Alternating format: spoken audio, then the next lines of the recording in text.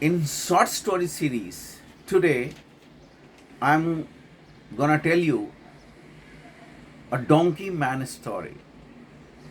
गधे और इंसान की कहानी। गधे और इंसान की कहानी। एक गधे के साथ पैदल दो लोग चल रहे थे। एक बेटा था, एक बाप था। बाप और बेटे गधे के साथ चले जा रहे थे।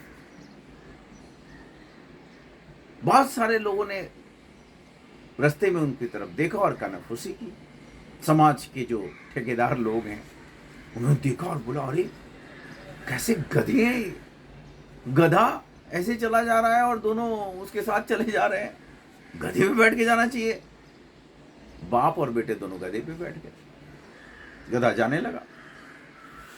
थोड़ी दूर चलने के बाद फिर कुछ लोगों ने देखा और बोला कि कितने निर्दयी लोग हैं, बाप और बेटा दोनों गधे पे बैठे हुए हैं, बेचारा गधा बोल तो सकता नहीं है।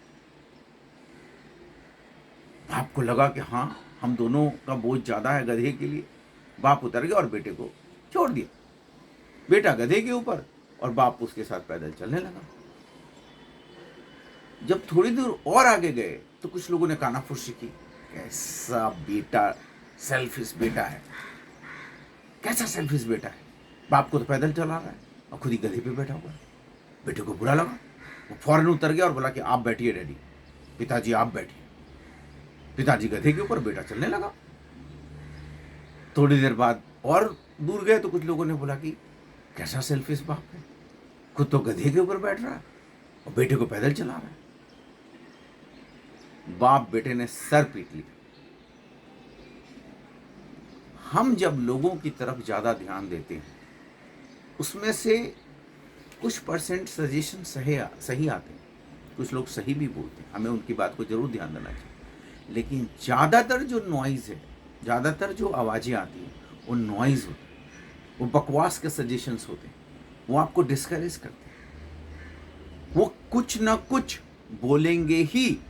आप लेफ्ट जाओगे तो बोलेंगे लेफ्ट क्यों गया, राइट गए तो राइट क्यों गया, बैठ गए तो बोले बैठ क्यों गया, उठ गए तो उठ क्यों गया, ये क्यों कर रहे हो, वो क्यों कर रहे हो।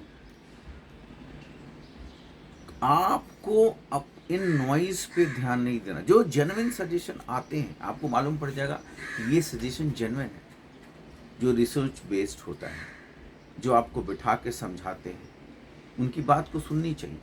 और अगर मान सकते हैं, उनकी बातों में दम है तो माननी चाहिए।